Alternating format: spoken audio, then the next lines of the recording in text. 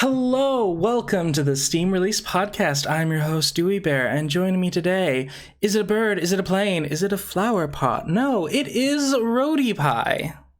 Hello. You can wiggle it like it's your eyebrows. I love that. See, the eyebrows weren't looking so great today, so I was like, flowers, sorted. I know, it's covered. Yes. Gotcha. And of course, joining us for the first time, finally, it is TheBrambles. Yay. Hello. It's a pleasure to be here. I think it was 3 weeks ago. Unfortunately, we had to cancel the show, so that's when TheBrambles would have been on. But yeah, he's here. So welcome aboard for episode 46 of the Steam Release Podcast. 46. And of course, to welcome to those in chat. Hopefully, this will be the. I'm hoping that this will be the last week that you'll see this layout. So feast your eyes upon it. My little amateur attempt at graphic design. Because hopefully we'll have a new overlay. So awesome. I hope. I really do hope. But yeah. Yes, fingers crossed. All right. So just to start off, what have y'all been playing this week? Since we do typically talk about games. Roadie Pie, how about you start? Oh, okay. So I played that demo, that we were talking about a couple of weeks back. Demons Never Lie demo, because we have the curator page. And I've got to write it up. And even though we spoke about it on the podcast, I still didn't quite get to grips of like what the game was actually, what it was actually like. And I do, like to know these. I need to know what it's about. I need to get to grips with it. So I did play the demo, and it does describe itself as a kind of visual novel point and click kind of game. It's like a graphic visual novel game. But yeah, it feels like you're occasionally interacting with something, and the rest of the time it's just like you're watching some animation. Which, is not necessarily a bad thing, but I felt like anything when you did go to interact, I felt like it was kind of pointless. So the sort of tutorial kind of thing right at the start, when you get to grips with what the mechanics are, it's you are going to go have a shower, and then you're going to go shave. And it's just like, yeah, I think it's like you could do. I've played a lot of point and click games, and you could do so many more things to sort of ease people into your style of game, and without making it kind of boring. And there was like another part of it. I had to find a little girl, and it was obvious that she was hiding in the this sort of slides, the playground slides and stuff behind it. And it was just like, so basically I just had to go to the next the next scene, go around, find the girl, and she goes, there was nothing really to it. And the puzzle sections, when you pick items up in your inventory, they look like playing cards. It looks like the item scribbled on a playing card. Mm-hmm. And then when you go to interact in a puzzle, it will have a little puzzle symbol, and you select the item, and it is obvious which item it's going to be. So it's like, well, that's not really a puzzle then. That's just applying. It's like a match game or something. It's like, there we go. Oh, I don't know. It was not good. It was not. The story was kind of interesting, although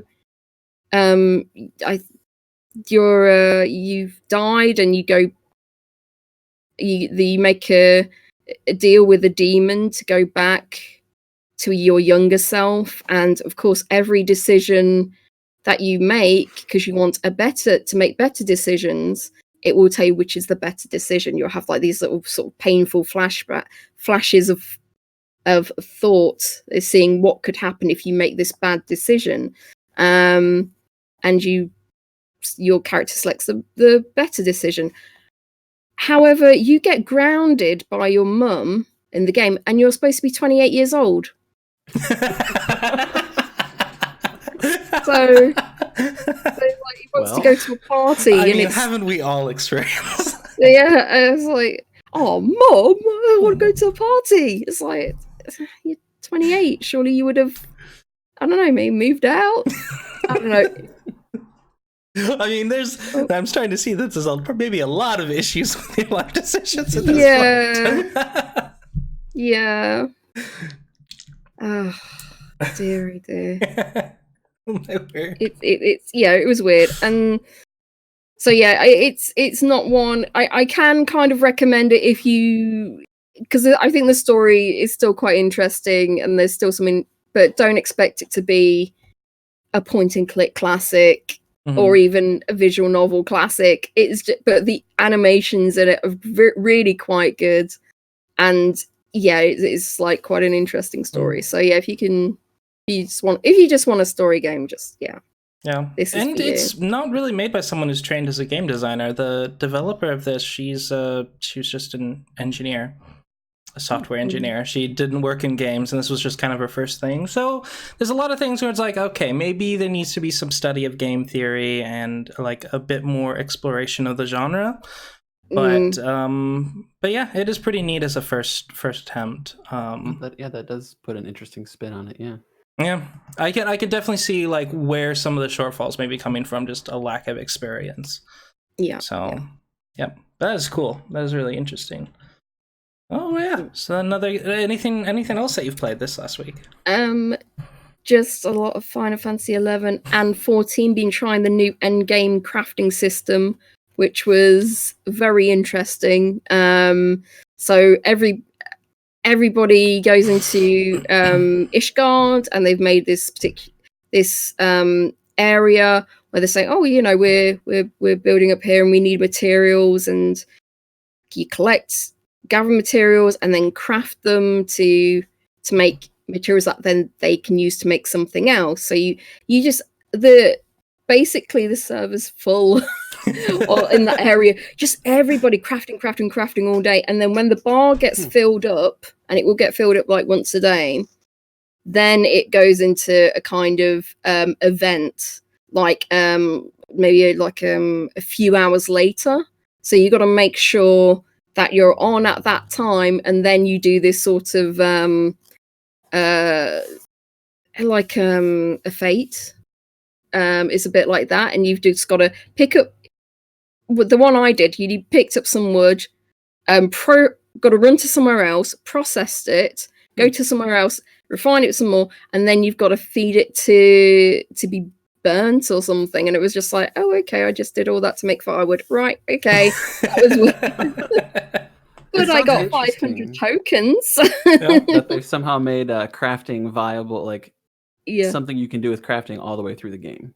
Yeah, I did like that, because it used to be I get to like the top level of crafting, every expansion, top level of crafting, and then not really do much with it. You know, so it would be kind of like, all right, I'm done. I'm kind of done here.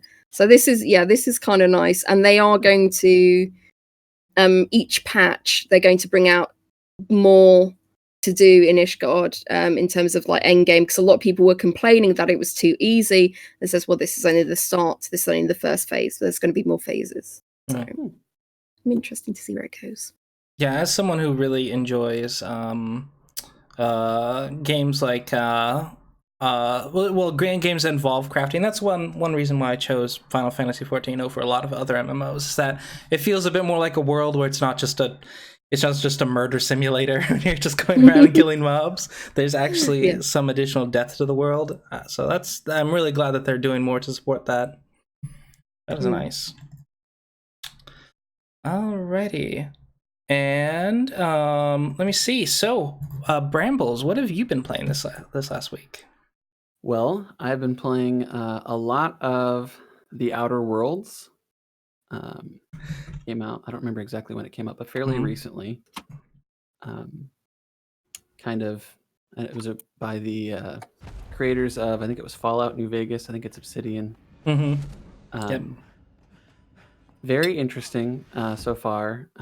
They give you so many choices, a lot of depth to it that you don't get from a lot of games where they could just be murder simulators, like we talked about. I'm not too far into it, but I'm curious to see the ramifications of where those choices take you. I've already seen in one aspect, the first area, how choices you make can actually drastically affect what happens to various NPCs and the region as a whole. So I like it when it feels like things matter, as opposed to, well, no matter what I do, the same thing's going to happen. It just makes things feel, I guess the each interaction feel a little more valuable. I've heard some really good things about it. Notably, for example, you may get perks, like mostly just affect your stats, like Explosive Expert, but like Demolitionist or something like that. But if you meet an NPC whose job is a demolitionist, you get additional dialogue with them. That's the sort of stuff that this game does. That I've heard really good things. I'm like, oh, that's awesome. That's really good. Really good attention to detail. Like it's really good. You makes it feel like the world is really alive when you play it. Definitely enjoying it so far.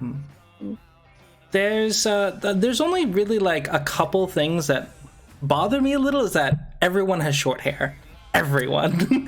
It's like, I wish there was a little more variety in the styles and such. Yeah.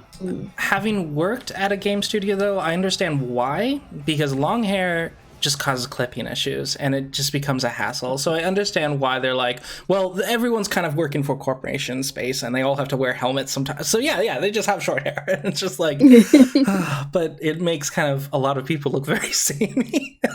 Yeah. True. And apparently there's a few characters where you just cannot be an ass to. Like, because most of the game, you can be either a nice person or just an ass. But there's some characters you can't. Like, it's like, or you can only be an ass to this person, or you can only be a nice person to this person. And it's just odd, because it's like, wait, I can be kind of mean. I appreciate some of the dialogue choices they give you, because sometimes you can be, pretty straightforward, nice, pretty straightforward, be an ass, or a lot of times they give you like a nice little passive aggressive jab at people. It's like, oh yeah, okay, We're not really being nice. We're not really being mean. Right. That is nice. It's good writing. I mean, I fully expect Obsidian's made another masterpiece that people are going to be talking about for years. Oh man, Obsidian. And let me see. What about yourself? What have you been playing? So I've had family. I've been hanging out with some relatives, and we ended up playing Divinity: Original Sin together. So Original Sin 2, of course. And so we've been playing that together, and I've played it solo past the first act, but now I'm playing a different character and discovering that there's a lot of plot line I didn't expect. So it's been fun. Like there's this character. What's her name? Her name is Butter. I think it's more like her gang name. That's because she's part of a gang. Oh yeah, no, I know you. Yeah. Yeah. So I was always like kind of sad because like when you have to fight the Griff gang at some point, you have to like kill everyone, and she's on the Griff side, so you have to kill her. Oh, so just mild spoiler from towards the beginning of the game. But I played as the dwarf this time, which I've never done before. And because of that, I got additional dialogue options with her. And so I kind of hit on her. And then she's like, oh, you're kind of cool. And then we just had some additional conversation. And then when the Griff fight came up, she was on our side. It was just like, what? I can save Butter? Because I was like, oh, Butter's kind of cool because you have dialogue with her before. It's like, oh, she's really cool. And now I know there's a way to save her. I did not know this. I know. And it blows my mind that there's characters in that group that you can save. I'm just like, wow. because that was a really tough fight, and it was just like, oof. It was a close call when me and my two friends did it. So, yeah, damn. It was nice having an extra archer, and she's gonna meet me later at a future town. So, yeah, so that was fun. It was good dialogue too. So, this game keeps surprising me no matter how many times I play through the first part of it. Wow. I always find new things. So, but yeah, Divinity Original Sin 2, check it out. It's so good. So, tons of dialogue options. Ooh, and of course, we have Akiho in the chat talking about Death Stranding. Yes, everyone's playing Death Stranding. And good news, it is coming to Steam. So, but and likewise with the Outer Worlds, it's not on Steam yet, but it will be in the future. But yeah, playing on Xbox. Yep. But yeah, Death Stranding is going to be out on Steam, and it is Euro Truck Simulator, but on foot. So pretty much, and with a really good story. And so people I trust generally, there's people I trust their opinion on who dislike it and love it. So that's a very interesting thing to see. It's just like, yeah, I've heard it's very polarizing. And a lot of like game reviewers that I trust said that there's it's interesting concept, but there are times it's just like it just is very boring, and you're not doing much. So they feel like there are certain attention to detail that you didn't need to put in there, sort of thing. Mm-hmm. So it's like you've wasted like resources putting this in. Instead, you could have like maybe put a bit more of the gameplay in or something, give them, I don't know. So yeah. It is fascinating because even among like Kojima acolytes, the people who just total fans, they're so polarized over this. Like Death Stranding is either their least favorite game from Kojima or it's their most favorite game. And so like my cousin, who I really trust his opinion, so he's the one that's convinced me to eventually play it when it comes to PC. He's just like, you gotta play it. And I'm like, okay, I'll check it out. But then there's other people, it's like, no, it's my least favorite of his. So it's interesting. And thankfully, I did assume that it would be a niche game from when it first came out, and I think I was proven right. But although, yeah, I think sales-wise, it's done really well. It has done well outside the US. So it's not like it sold nothing in the US. It sold a few 100,000 copies in the US, but it's not done as well in the US as it has in Europe or Asia. So it's always interesting when games like this, like I've been hearing about this game for a long time, and when games are so hyped up, like it's interesting to see what happens when they actually come out. Yeah, because especially some like such a unique concept, and then it's like, well, okay, how are people going to enjoy it, especially when there's are you going to get that sort of mass appeal that they're kind of wanting for it. So But I don't think Kojima's an idiot at all. So I think he's his next thing he's working on, he's sort of mentioned that it's going to be more of a horror game, probably in the vein of Resident Evil or Silent Hill. So I think it's going to go a bit more normal after this one.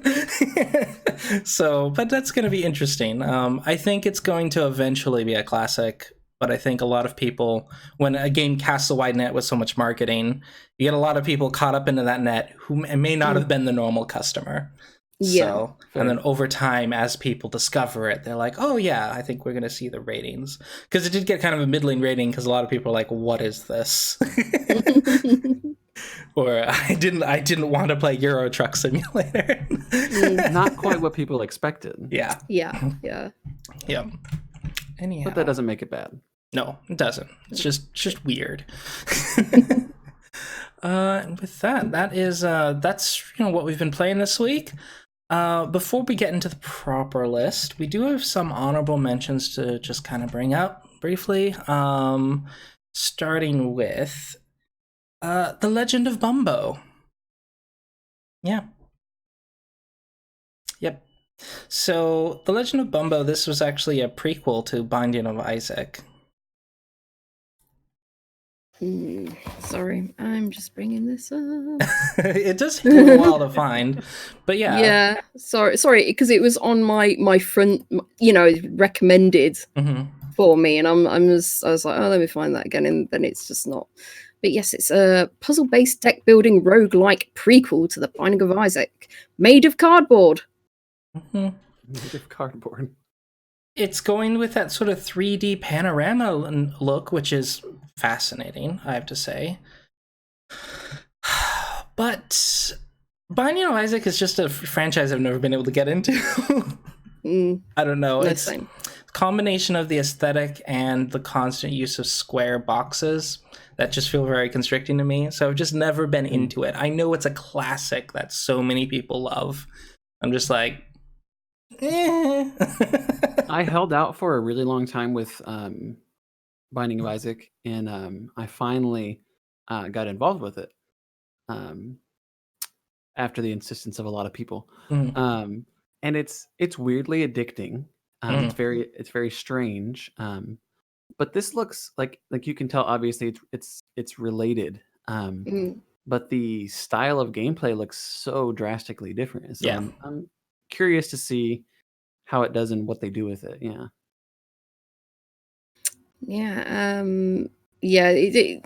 The Binding of Isaac was never my thing at all. It's just completely different genre of the type of games I play. So yeah, I never really. I've seen people play it, but it's not really for me. Yeah, it has over almost 2,000 reviews at the moment, with 73% positive. So I think it's definitely been a success for Edmund McMillan, so the developer. So congratulations, Legend of Bumbo. 10% off right now at £10.25. Right. Yeah, and it's $13.49 US. Our next honorable mention is Fulfillment. Well, I think it will fulfillment. Yeah, 2 L's or 1 L, exactly. Yes, exactly. It's all in caps. Fulfillment for some reason. So this is an exciting adventure about the joys of working at an amazing fulfillment center. Short social commentary game that is 100% free. No microtransactions. Yep. Well, I think it's probably sort of a portfolio game by Unbound Creations. It's sort of like to go like, hey, this is our game, because I don't believe they have. Oh, they do have some other games. Oh, look at that. We've got Headliner.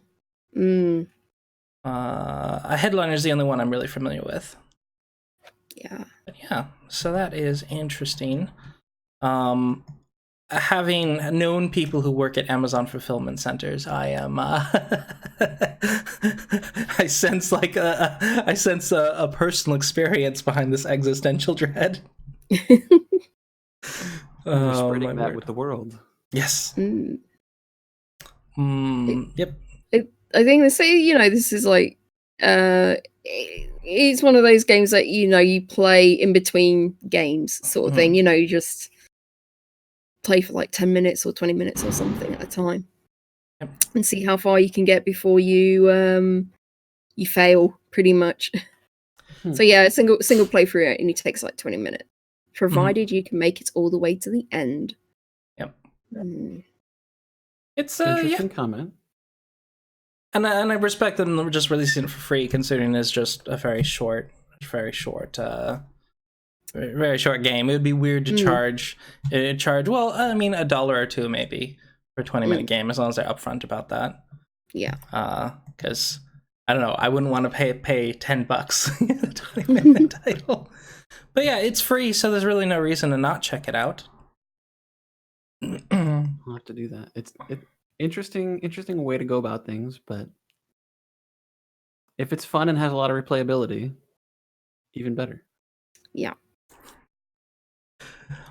Continuing on the sense of existential dread, we have Fractured Minds, which is actually not about existential dread. It's more about depression and anxiety. But yes, go ahead. So yes, Fractured Minds is an immense artistic short game exploring anxiety and mental health issues. Embark on a journey through the human psyche to experience the everyday challenges associated with these conditions. All right. This was developed by a BAFTA winner, or Young Game Designers winner. So Igdwo, but it's promoted by BAFTA, which I don't remember what BAFTA stands for. It's something like the British So is it British Association of Film and Television Arts. Oh, yeah. Okay. That's what that means. All right. I was kind of suspecting that it might be involved with the UK because everyone I've seen who's been a BAFTA winner has a British accent. I was like, this probably isn't an American organization. I don't think. But yeah. I like the concept of this because it's taking the medium of video games and using it as a storytelling vehicle to reach out about and share experiences about mental health, which there can be a lot of stigma about and kind of can be polarizing or brushed under the rug and that sort of thing. So I'm happy to see that there's this kind of attention to it and this kind of treatment, and I'm excited to see it. Mm-hmm. Yep. I think it's good. She's a young person and she does have like this anxiety, and she's expressing that how it is for us through this game. So yeah, she's only 17, so yeah, I think it's amazing. Yeah, it is really cool to see young people developing games, and she's a solo dev. Emily M. Emily M. Games is her studio name. I think it's Medford. What's her last name? I had it up, but I forgot to add it to the notes. Anyhow, but yeah, Emily M. Games. If you look that up, you get her name. Mitchell. Okay, it was a super common M name, Emily Mitchell. Yes, and actually, she almost didn't go to the award ceremony to accept it because of her own worry about that. Well, her own anxiety. Wow. So, but it was cool that she was able to go and collect the reward. So, yeah. Fractured Minds. I think it's more for walking simulator. Yeah, it seems like it. But it's £1.79, so yeah, it's quite nice. So yeah, that's just shy of $2 US, $1.99. And we have a sort of a perennial game to talk about, and that is Pendula Swing. Episode 7 is out. Yes. So yeah, there is no proper blurb for the actual for episode 7, but for episode 1, it's Tolkien meets the Great Gatsby in this adventure set in a fantasy version of the American Roaring Twenties. Play as the famous hero, Briannan. Yeah, I don't know how to pronounce that, but so carry on. Forced to interrupt her retirement, you knew the world has changed, but not just how much. Cars, strange music, and now orcs and goblins roam the city peacefully. So yeah, we've been keeping an eye on this one, and just to see if they were actually going to finish it, and now they have. This is the final episode. So yeah, it's also kind of like Shadowrun 1920. I think it's Shadowrun, where there's fantasy creatures living in an apocalyptic Earth. But yeah, so this is just 1920s, but with fantasy creatures. And with the 7th episode is the final episode, and so you can now have the entire collection all your own for inexpensive $20.94 for all 7 episodes. Yeah, they've done a bundle. It's 30% off right now, and it's £17.10. That's if you want to get all episodes. But remember, if you want to give it a try first, episode 1 is free. Good incentive. Yeah, and it's pretty meaty demo. I mean, episode 1, it's a few hours, So it gives you a pretty good amount to like make you decide like, am I interested in this world or not? So huge kudos. I'm glad with the bundle. Like it's a lot. It's just a very simple way for people to get in once all the episodes are out. And yeah, because normally we have this little caution for episodic games. It's like maybe wait until they've like proven themselves in releasing the episodes. Right. But I think there's always that risk when you release games in that fashion. Yeah. I always worry about when it's episodic is how long it's going to take for the episodes to come out, because by the time the last episode comes out, are you going to remember what's happened in the first episode? Is it, is it all coherent? So, but actually the bundle doesn't show up on the front page on the episode 1 page, but it shows up on episode 7 page. So yeah, if you want the bundle, go to the DLC page on episode 7. Yeah. And Valiant Games Studio AB, this is their very first game release on Steam. So I am hoping that someday we're going to get some future story games from them. It's ever since the collapse of Telltale, which always, in my opinion, Telltale's never been they made good story games, but I never thought that they were the pinnacle or like but they were definitely the most visible of the story game genre. And I'm really glad that even after the collapse of such a major studio, that this sort of like storytelling of like very story focused games are still coming out. It's still going to be a thing. So a lot of people were worried that it was the collapse of that branch of the industry, but no. Just one studio. It's going to live on. And with that is the end of our honorable mentions. And now we have the list. So the heart of the show, the meat and potatoes. We're going to start with Sunday, November 10th. Basement. There we go. All right. So Basement is a strategy game where you start doing illegal business to fund the development of your dream video game. It won't be easy, so get ready to deal with the other gangs, cops, crazy junkies, mysterious investors, and even ghosts from the past.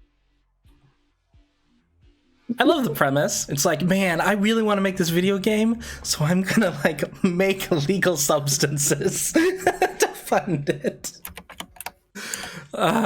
Man, can't underestimate passion, I guess. That's fascinating. If you have the drive, you can make it happen. Yes. You kind of get like a Sim Tower or like Fallout Shelter kind of vibe from it. Yeah. Yeah, it's like one of the games I play. What's it? Tower. I have. Where is it? Because I have a lot of sim type games. Take me forever to find it, but yeah, it's I like those sort of like city builders and Project High Rise. It's very reminiscent of Project High Rise. But yeah, I really like those kind of games, and I'm very curious about it. I put it on my wish list. There are 3 members to their dev team: Alexander Dektyarev, Dmitry Minsky, and Vadim Kovtun. They are based out of Minsk, Belarus. And hopefully this game isn't autobiographical. Hopefully. But yeah. And if it was, they probably wouldn't say so. Yeah, they probably would not say so. They would most likely deny it. But yeah, so it's just I love it when studios are not to crap on big studios, but it is always really cool when you can look at a studio page and it's like, oh wow, I can count the number of developers on one hand, and they've made this together. That's really cool. It shows a lot of passion. So they've not really put much more about the game. The blurb is the same as about the game, apart from they've added a bit more. So it's like you'll start in an old uncle's basement and quickly realize how complex and unpredictable the world of drug dealing business is. Expand your influence, sell at higher rates, get better workers, equipment, weapons, upgrade your production, and make your dream come true. Yep. There seems to have been a lot of research into this game. all the different stuff. So that's fascinating. Or just a lot of Breaking Bad. So a lot of watching. I was thinking about that. Mm-hmm. Yeah. It's £15.49, and it's overall reviews. There's over 1,000 reviews, and it stands at 78% positive. Yep. It's been in early access for quite a long time, but it's cool that it's finally out and available. And yeah, it looks fun. Just not particularly my genre. And it is $20 US. Our next title is from Monday, November 11th. 11/11. Infected Shelter. Infected Shelter is an ultra-violent rogue-like light post-apocalyptic beat-em-up, single player and co-op for up to 4 players. Okay. It's a fascinating group of survivors, I have to say. It's like this guy with a peg leg. There's just like a lady who's pushing a guy in a wheelchair who has a flamethrower. It does look like a lot of fun. Just sheer mayhem. You remember those old websites of free games and such, which like a lot of them would have this sort of puppetry flash animation? Yeah. Yeah, this kind of reminds me of that. Oh, I could see that. Yep. I like that it's you can do like the 4-player co-op. I love the, maybe it's a throwback to when I used to play on my Nintendo 64, but I love games that you can play with your friends in the same room, couch co-op, that sort of stuff. Yeah, and the good thing is there's always good new couch co-op games coming out on Steam every time, but a lot of people don't have the Steam box set up, but now of course they have the way to stream it to your TV. Since now that's almost become just a default thing for TVs now. So, but yeah, people are able to get involved in that. I like the features. So randomly generated post-apocalyptic environments, fast-paced, violent, and complex 2D brawler-like combat with lots of firearms and melee weapons, rogue-like elements, play, learn, die, unlock, improve, repeat. Permanent upgrades that change how you play the game in the following runs. 170 plus blueprints to unlock new weapons, clothes, skills, relics, and RPG-like character improvements. 50 plus brutal ultra-violent executions. 50 plus character traits. Tons of guitars, wheelchairs, pets, drinks, active items. 200 plus areas and shelter rooms. Fully supported single-player experience. 4 different playable characters. Local co-op players. Yeah, that's quite robust. Yeah. you stab someone with a guitar. I'm not sure how that works. Just take the edge of the guitar and stab them. It's like, I don't know if they're that sharp though. My word, it's just so over the top and really cute. Yeah. This is actually created by a 2-dev team from Hungary. Lajos Nadasi and Zoltan Rushani. I'm sorry. I'm probably mispronouncing your name. But yeah, they worked together to make this game, and that's really cool. Nice. Oh, it's 10% off right now. It's £7.19. And it's 90% positive. Mm-hmm. Also, Zombie Buffalo, which I feel like is a very unique tag they should advertise more. How many games have Zombie Buffalo? It's true. Yes. Whatever the hell it is. Yes, Infected Shelter. So that is Infected Shelter. Our next title is also from Monday, November 11th. And a lot weirder than it seems at first. The more I looked at it, the weirder it became. Tales of Lazo. write the story of Lazo yourself and see if it comes to life as he follows your instructions to complete different levels by avoiding obstacles and deadly traps, fighting enemies and bosses, and in collecting valuables. Yeah, so remember those text-based games? This is one of them, a graphical text-based game where you write out a paragraph with certain keywords that land in an order, and it does, and then your player plays through it, which I think the video is just about to get to. Strange. I feel like that's so strange and so different. If done well, I think that could be really interesting, but I could also see it being incredibly frustrating as well. Yeah. Yeah, I don't know if this would be the type of game I'd relax and go like, okay, now I'm just gonna write away. But I also do that for work, so I'm like, I don't know if I'd want to come home and do this. This is it. it. I have a demo as well. Mm-hmm. Oh yeah, I did. Yeah, I did see the demo. So yeah, which is be good if they put that on their store, their own store page as well. An extra. Both you can buy it, but also you can play the demo. That should be on the front of their store page. So that's. I will give the studio some credit. So the studio is Distant Games from Pernik, Bulgaria, and they've released 2 other games that I do not think we've actually featured on the show. They've been 2 games I've passed up quite intentionally. This one looks significantly better. So congratulations for making the cut.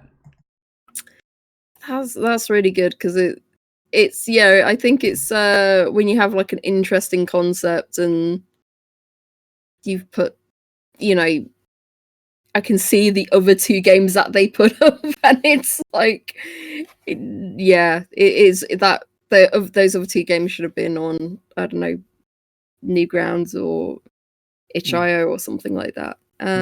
This is interesting, and I would like to see I'd like to see someone play this. I think there are a few people I think in like who played like those text-based adventures, like who also into point and click. I think they might enjoy this because it's like has that sort of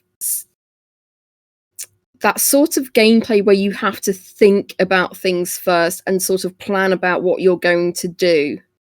And I think that appeals to people who sort of like play those kind of point and click games or text-based games. Really, it's like, okay, I need to sit back, I need to think about this. Okay, what do I need to do? So yeah, I think that's the sort of person this game would appeal to. Yep, it's really neat, and it's also a little bit encouraging because sometimes we look through this long list of releases and it's like, like some of them end up on our list of dishonorables that we talk about every week. But it is nice to see that I can see a progression of improvement from some of these devs. I definitely would prefer they be on a sort of more cooperative game development site like itch.io or places where you can get that sort of criticism before you get on the big platform. You can get that criticism, craft your art, etc. Because there's a lot of good games on itch.io, but they become good games because people made a lot of bad games. Yeah. That's sort of the process. But it is cool to see that even though it's kind of frustrating getting a flood of games that are not really interesting on Steam, that there's still that sort of same progress happening here. So it's cool. They didn't give up. Yeah. And it's only $3.99, although I'm not sure how long it is. Yeah, it's $4.99 US. I don't think it's actually going to be that long of a game. Just my suspicion. I feel like this would probably be, I mean, at least not long in stages, but I think it takes a while each stage to figure out what you're going to do, and that's the core of the gameplay. Yeah. But yeah, good job, Distant Games. And we have our next game. There we go. I do believe we've featured this developer a few times. We have Discolored. So, locals whisper of a roadside diner that's lost its colour. We're sent to investigate. Yep. If you look at the other games by this developer, Jason Godby, they're all kind of in this vein of surreal. Surreal point and click, I guess, or puzzle. I don't know, like, I feel, again, this is sort of walking simulator sort of thing. There's not really, it doesn't seem to be like an inventory, but, or maybe just 3D puzzle game. Do you have an interesting thing where there's a perspective thing, like there's the moon in the sky, and so you use a crane to pick up the moon and move it into a truck. There's all these weird perspective tricks that are going on in the puzzle, so it's kind of mind bendy, and that's really creative. It shows a lot of creativity. I kind of like that, but also at the same time, that might kind of annoy me, because it's like, if you didn't think about, it's not, you're not on the same lines of thinking as a developer, it might not be something that you really think of, and so you're constantly getting stuck with these puzzles. Like, as we say, it's kind of like moon logic sort of thing. So literally moon logic. Literally. Very, very interesting to see just how they execute some of these puzzles. Yeah. Oh. There's also a lot of shape tricks, like where you see a shape, it's probably interactable in some way, and that's pretty interesting as well. Yeah, maybe that'll have a hint. Did you ever play Portal 2? I didn't, no. There's some moon logic there that was so funny. Because I got it immediately, and if my cousin was in the chat, he would be able to like yes, I know you got it immediately. But yeah, I got the question, I got the secret, the moon logic immediately. I don't want to spoil it for people playing through, but because Portal 2 is great, you need to play it. But you know what I'm talking about if you did play it. So there's a moment of the moon logic, and I just understood him. He was like, no way, that's not real. And then I did it, and it was just like, oh, that is real. That is the solution. So, but it was pretty funny, because it was just kind of like, I was tired. I was just like, oh, I'm almost done with the game.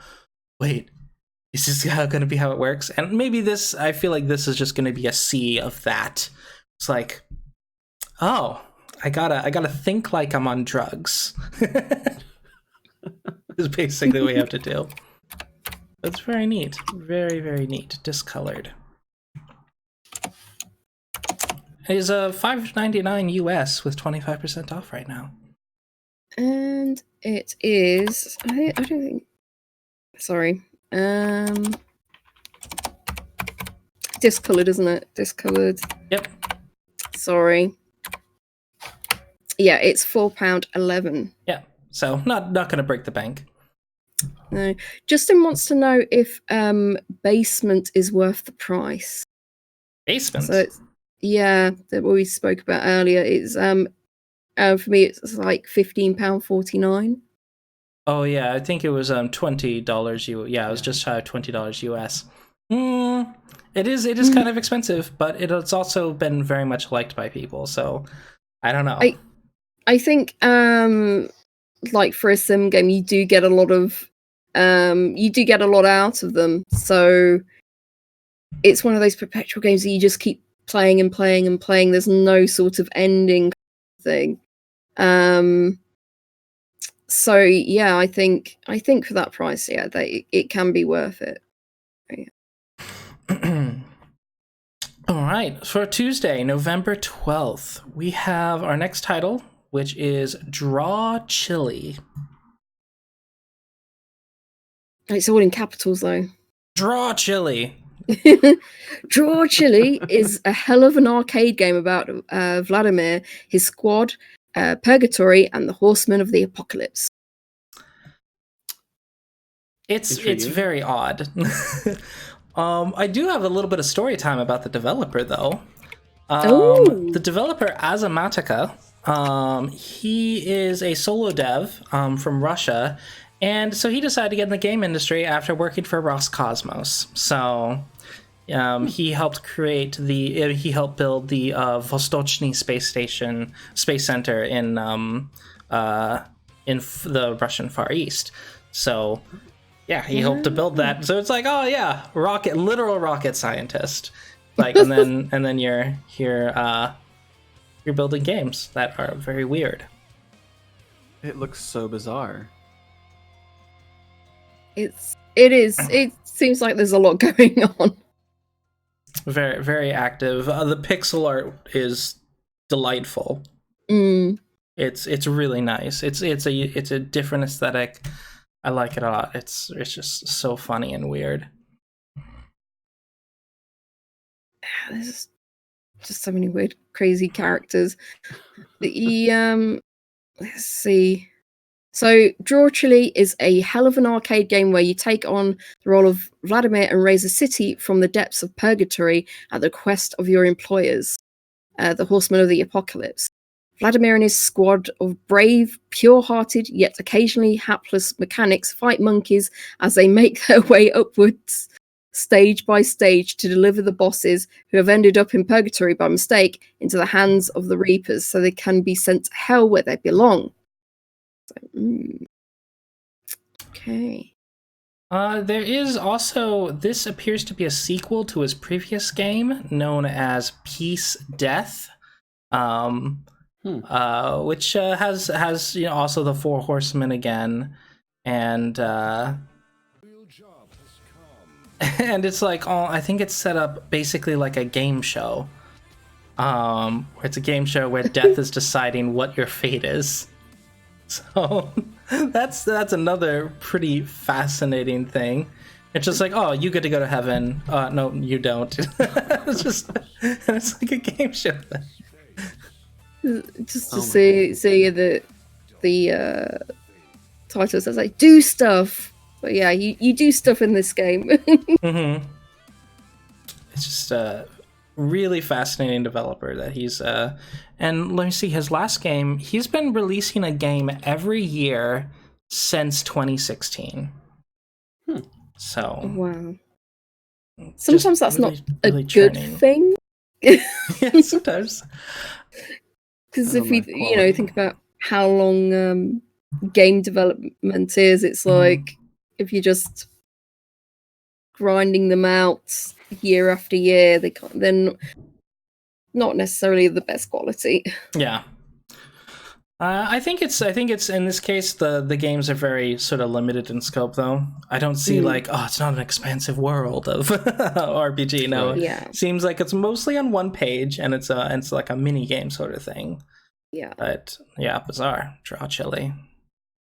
I do like that there's sort of a plot consistency between this and a previous game though. That's kind of neat. It's set in the same universe, yep. sort of thing. Which is nice. Looks like you can get them as part of a bundle as well. Yeah, that's always really nice as well. You know, when you just linking games together like that. But yeah, the bundle's 26% off right now, and it's £9.34. If you want to buy just Draw Chili, it is 10% off, and that's £8.09. So yeah, the bundle works out really well, I think. In the US, that's the bundle for $11.18. So you're getting $5 and some change for for each game, or you can just get Draw Chili for $8.99. Very nice. So yeah, and it's positive as well. So there's 27 reviews so far and 8% positive. Oh, actually, now I want to check how many reviews his previous game got. Let me just look real quick.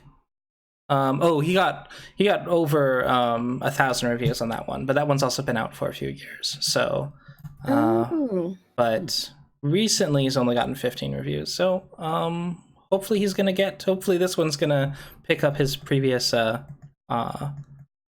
viewer base, because I love perennial game developers who have been keeping up being an indie for all this time, and it's cool to see. Our next title is Unity of Command 2. Unity of Command 2 is the sequel of one of the most critically acclaimed strategy games of all time. A game critics called the perfect gateway into computer war games. Way to sell yourself. My word. It's like, well, this isn't going to be a summary of the game. This is going to be just about how cool we are. But they are true. Unity of Command, or 2x2 Games, is a very, it's an old studio. They've been around for a while, making lots of games. They're based out of Zagreb, Croatia, and they make a lot of these strategy games. So this is their bread and butter. I mean, I used to play these sort of kind of strategy games, but I like more sort of fantasy settings. Mm-hmm. So yeah, this is not one that kind of interests me per se, but obviously if you're into those kind of war games, this is obviously definitely up your street. And it's very positive right now. 150 people reviewed it, and it stands at 83% positive. And it's 10% off right now at £21.41. Yeah, it's not really my cup of tea, that's for sure. But it is good to see a venerable studio continuing to release games. So yeah, also it's got 91 on Metacritic as well. So wow, that's a good rating. Unity of Command 1, if you're curious, came out back in 2012. Oh. So the first game. I think they've been making other games under Crow Team.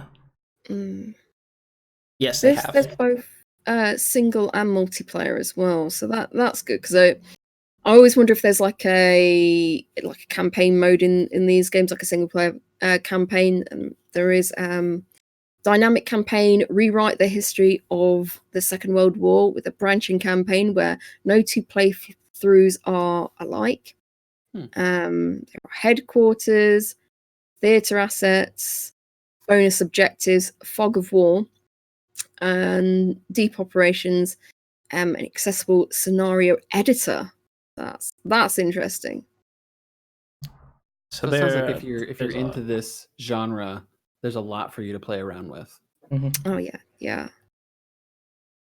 Getting use out of the just content creation, allowing people to make their own game, but at the same time still having a game. It's really cool when developers do that. I'm always really impressed when folks do that. It's like, yes, that's good. That's what the people love, making their own fun. So as long as you also still provide some good design. Yes. So yes, don't go full Bethesda, please. Sorry, little shot there. Next title, we have The Pit Infinity.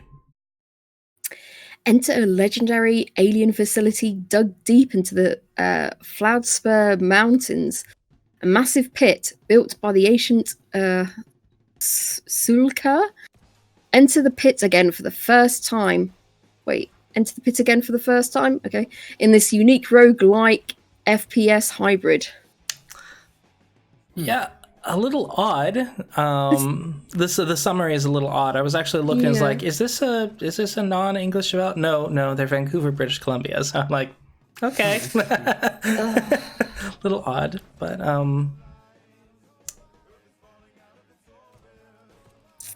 yes. It looks kind of like a sort of Doom-esque, I guess.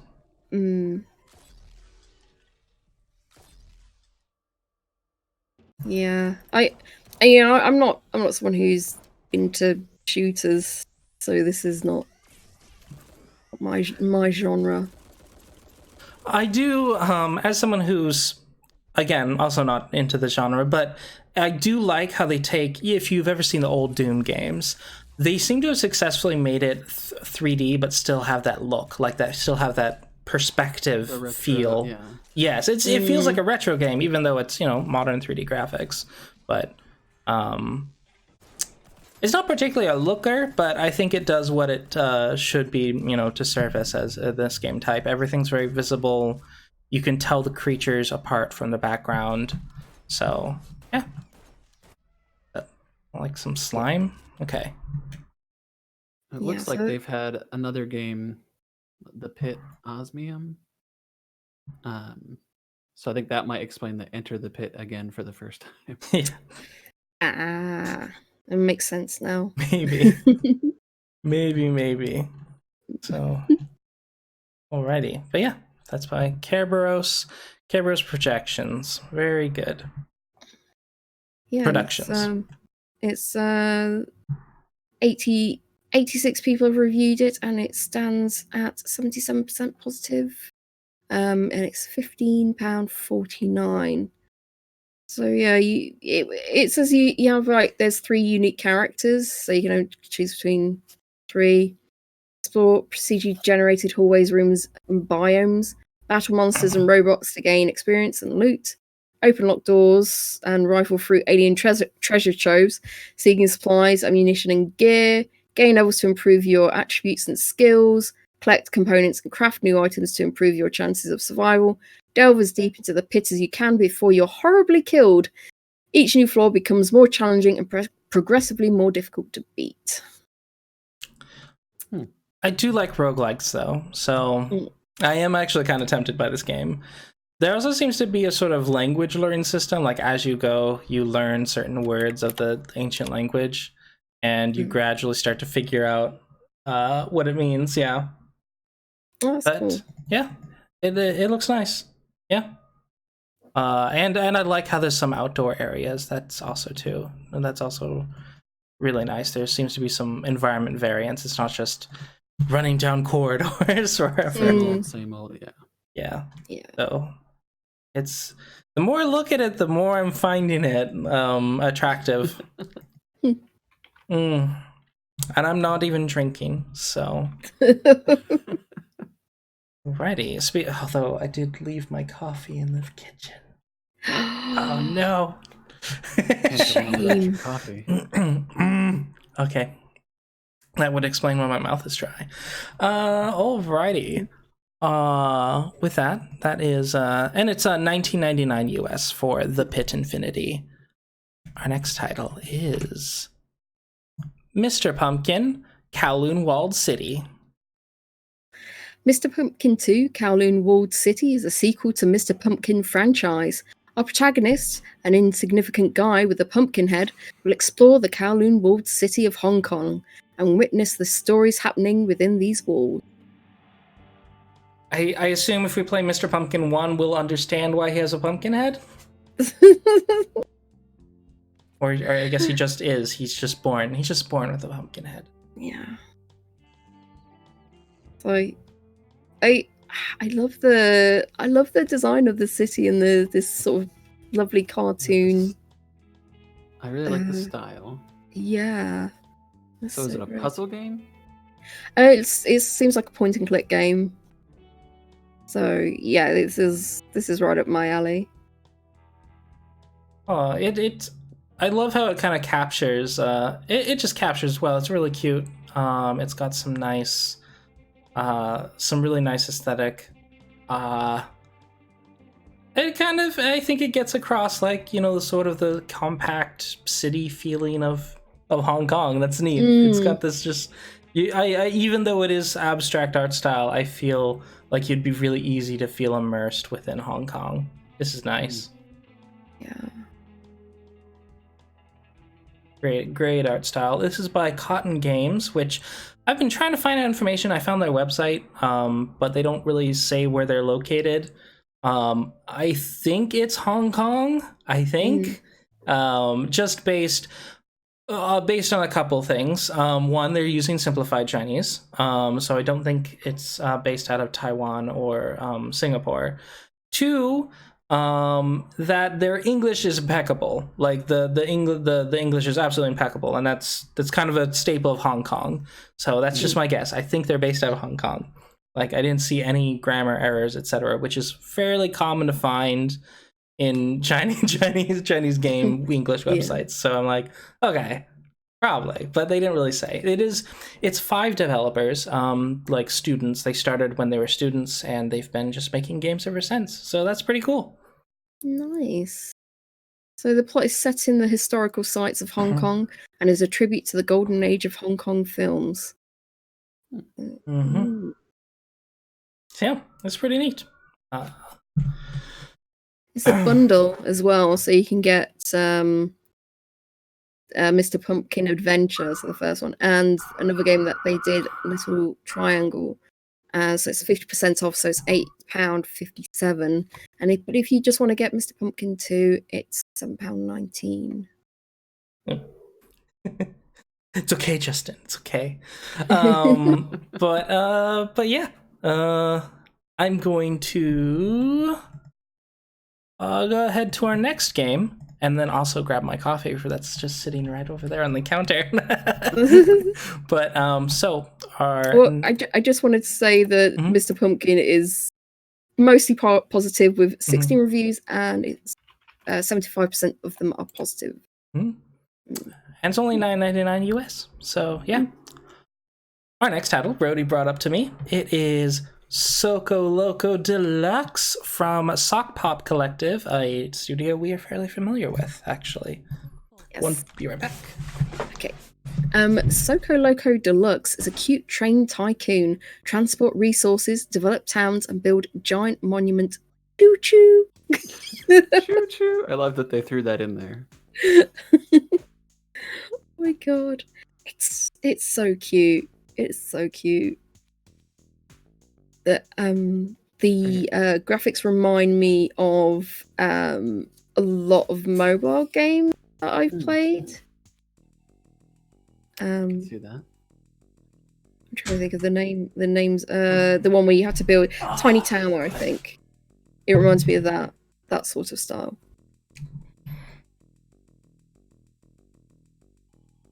And Do is back with his coffee.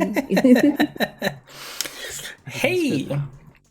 So, if you're wondering why I haven't added anything to my wish list, I've just not. None of these are really going on my wish list, but I've gotten super picky since we've been doing these episodes every week. I've gotten really picky about what games go on my wish list. So... Well, we kind of let people know at the end, right? Yeah. At the end, like what our picks are and what's going on our wish list. Yes, and yeah, at the very end we will talk about what our very favorites of the list are. So, sometimes it just takes a little to stew.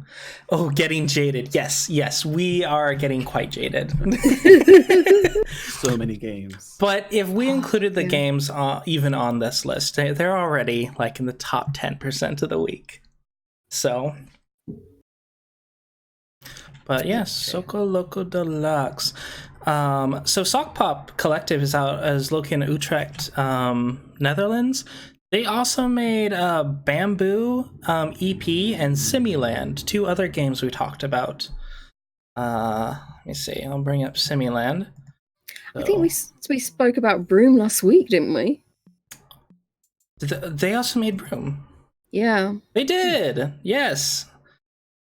So I do believe it's sort of a small publisher, so it might be a bunch of like smaller dev projects. But yeah, Sock Pop, they've been quite prolific this year, actually. 4 games. Yeah, 4 games in this year.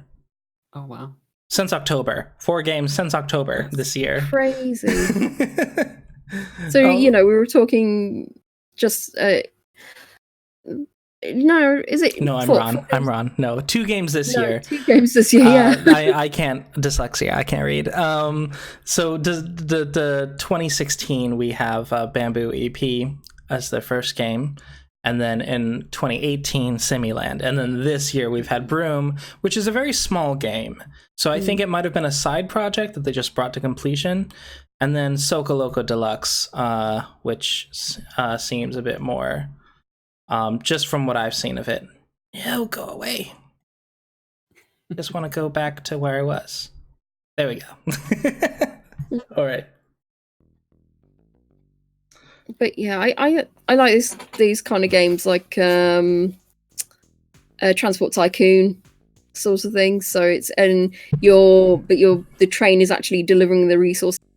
See the town build up, and you're expanding your reach with your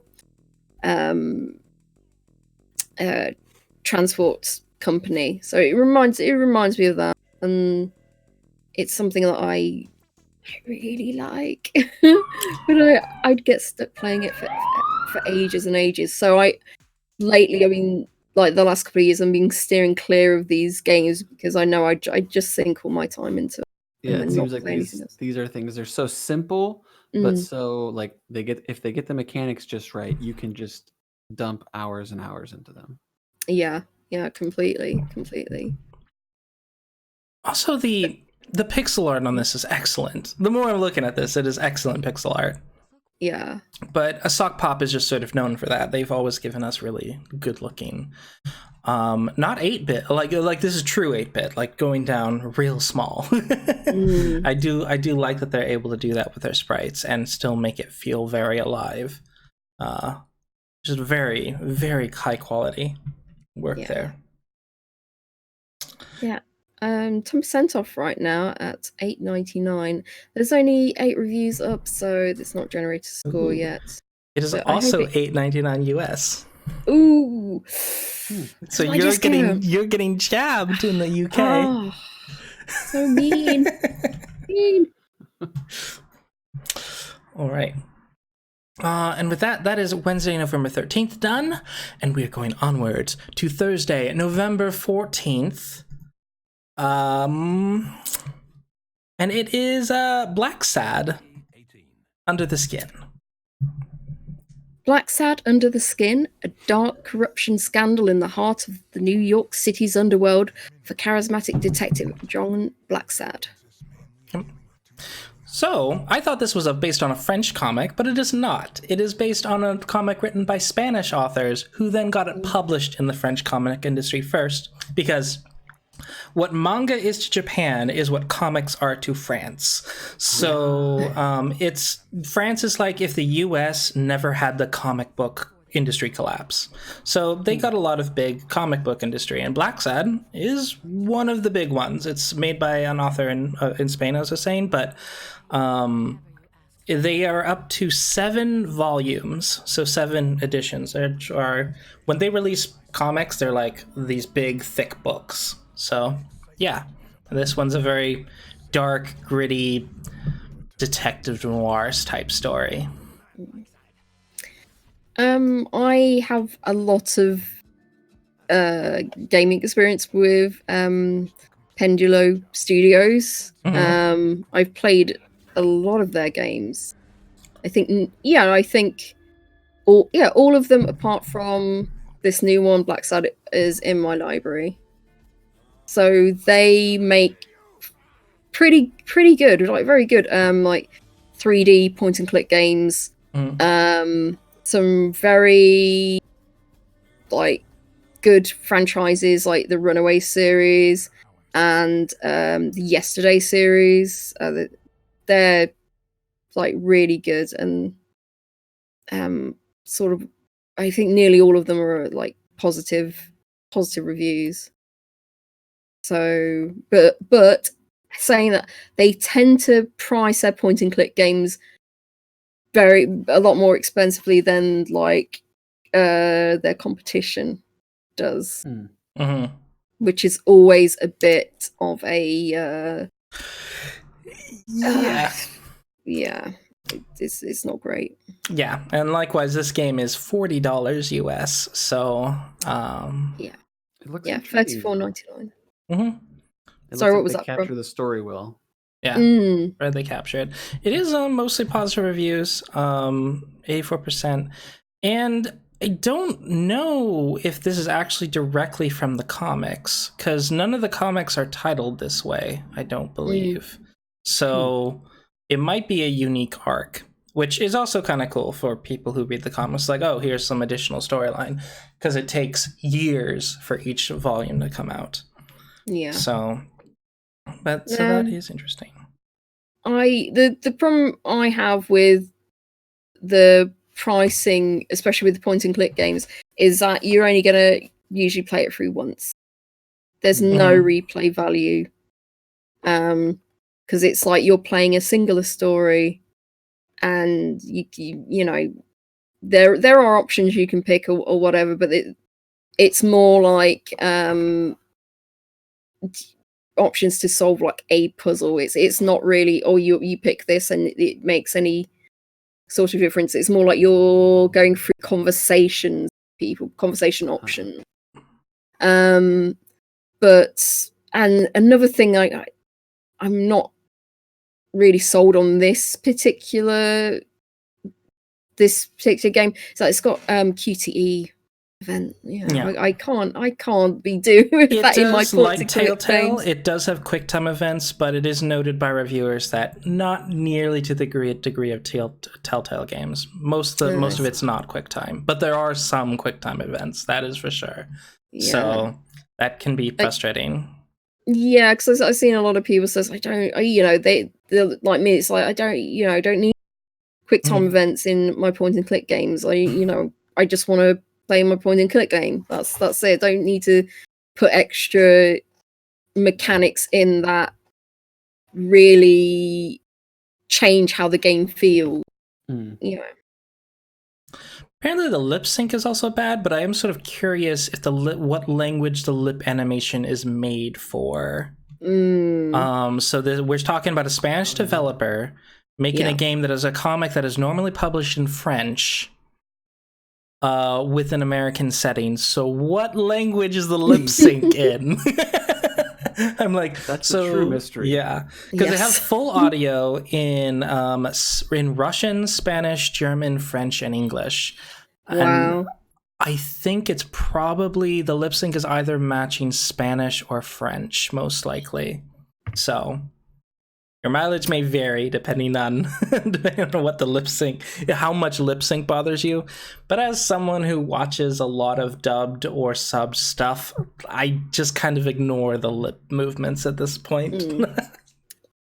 No wonder they're charging so much if they're paying that much out, for voice acting and everything. That might be. They do. It is a fully voice acted game, so it's got full voice acting. So it's gonna be a movie, pretty much. And I'm seeing a lot of stuff. Looks like it might only be about 8 hours.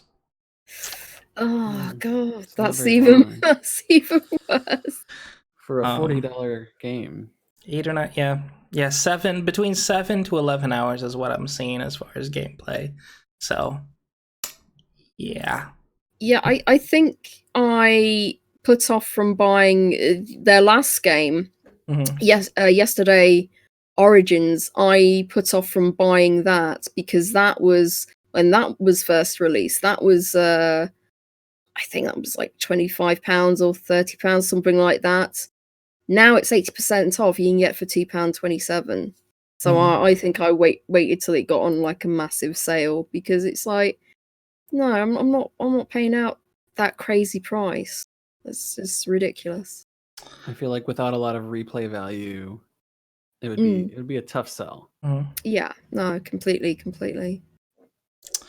Yeah, on the bright side, Pendulo does occasionally have sales on their titles, so maybe catch it if on a sale if you don't have an extra $40 lying around.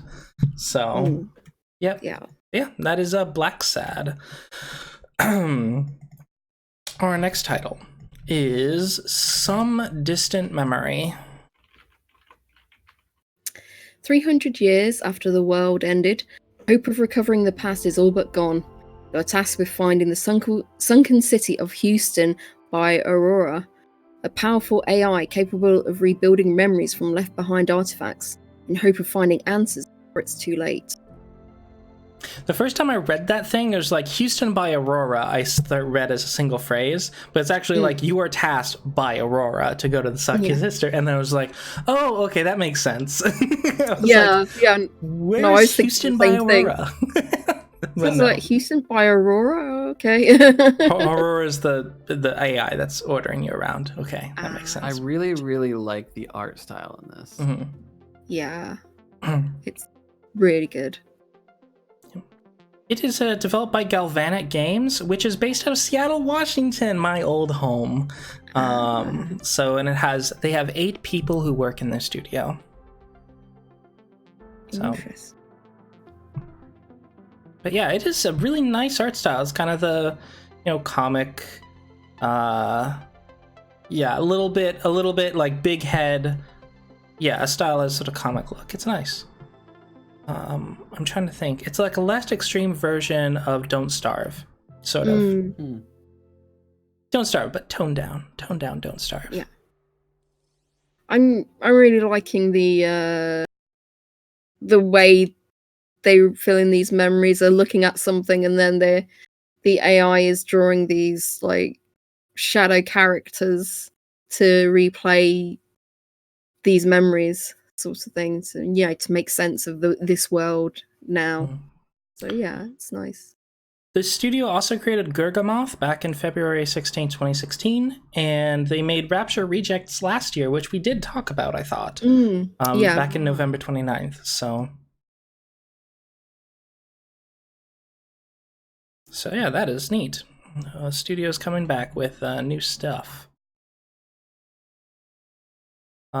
Key features include that it's a non-violent, character-driven story. Also it's like very tugging your heartstrings kind of thing. It's like, the stories of all these dead people. It's my kind of game. Yeah. Make you feel like that deep, dark sadness.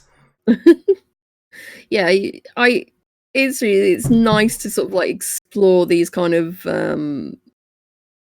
post-apocalyptic games and like see someone else's perspective if they were to see what our lives were like. Say, oh yeah, well they did this and they did that. But yeah, that's 10% off right now. It's £8.99, and there's not enough reviews to generate a score, unfortunately. Yeah. Well, and there's also a bit of a lag, so I find. But yeah, and it's $11.69 US. Our next title is Sparklite. Sparklite is an action-adventure set in a whimsical and ever-changing land. Battle foes in top-down action using an arsenal of gadgets, guns and gear. Gear up for adventure and explore dangerous corners of the procedurally generated world. Take down titans of mining industry and harness the... I hate it when they do that on blurbs. Oh, it just cuts off? Oh, so it probably continues down below. Yeah, because they've just taken what they've put down about and just pasted it up there, and it just cuts off. So yeah, that's annoying. I have to say, the pixel art work is beautiful. Like, this is a lovely game. I noticed this way before, back early in its development. I am somewhat concerned that it has a mixed review, but I was looking at the reviews when I first found it. I was like, oh, why is this thing mixed? And I couldn't really find too much of a consensus. Maybe there's just something in the formula that's just not working for people. Interesting. Meat space people. A little interesting thing about the studio. Red Blue Games is created by Edward and Lucas Rowe, who are in fact not the same person. They are just twins. When I first saw the picture, I was like, wait a second. And there's like, no, okay, they're twins. And Kevin Mabel, along with 4 collaborators, 2 artists and 2 programmers. So interesting. I really like the art style. It kind of takes me back to that like Secret of Mana, the Super Nintendo era. and I really that's always been a soft spot for me Mm. when I grew up. So I think I'm excited to check this one out. Yeah, aesthetically, it just seems like an absolute delight. Maybe it's just going through a rough time with the formula, but they have been doing patches for it, and they have a history of updating the game with stuff. So I have hope for it, and there is a free demo, so which is always good. Yeah. There's always that ability to check it out, because it hurts me deep in my soul when a pixel art game like this has like mixed reviews. I'm like, no, it's so pretty though. And I know like games aren't just about the pretties. There's systems that need to be there. But I'm like, it's so pretty. Yeah, I know what you mean, because it seems like a game that's had a lot of love put into it, a lot of thought, a lot of love into it, and it gets mixed reviews. You're like, what? Why is what is it lacking? Yeah. But it's 15% off right now, and it's $16.99. I've seen like at least one of the reviews anyway that says that the story is very shallow. So, and I think with when you play like some kind of RPG type games, you need that sort of story going as well for it. Yeah, it comes off a bit more like a sandbox reading the game description though. Like it definitely has a core narrative, but it does seem a bit more open worldy, like crafting based sandbox. I don't like it would be really nice if it had an excellent story, but I feel like that would be an additional plus. Yeah. I am seeing complaints though about some of the systems. Like for example, the workbench can break. There's just little things that are frustrating, which, if it's being a Zelda-like, that's what Zelda is. Like, breaking weapons, like what Breath of the Wild people. And that was still one of the best games come out, but I can sympathize with there being frustrations that seem pretty unnecessary.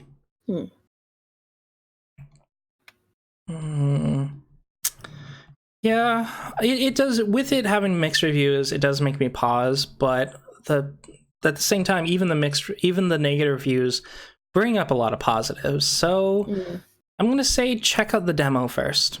Yeah, make your own judgment.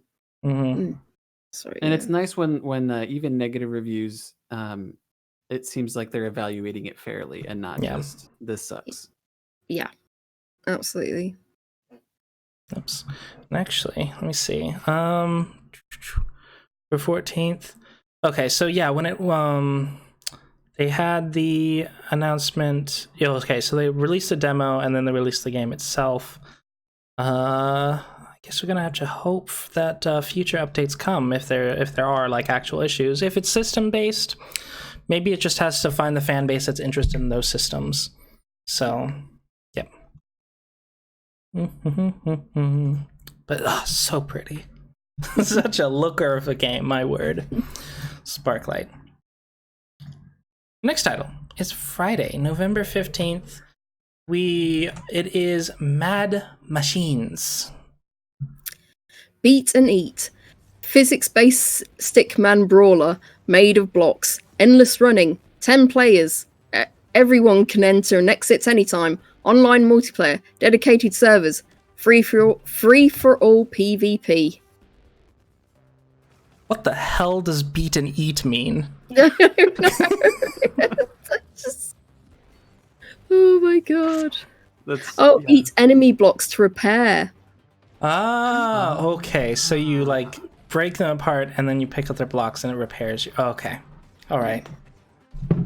Okay, I understand. Enter and exit at any time. I feel like that sounds like a easily abused mechanic. Yeah. Yeah. And it looks like it's highly customizable how you build your bot, which is pretty cool. And you just when you beat off everyone's God, people are gonna clip my phrases. But yeah, you're just a stick man under it all. That's amazing. I like the concept. Turn it, Justin. Yes. But yeah, it looks fun. It's kind of like an arcadey multiplayer battler, but I wouldn't expect balance. No, I wouldn't expect balance from this game.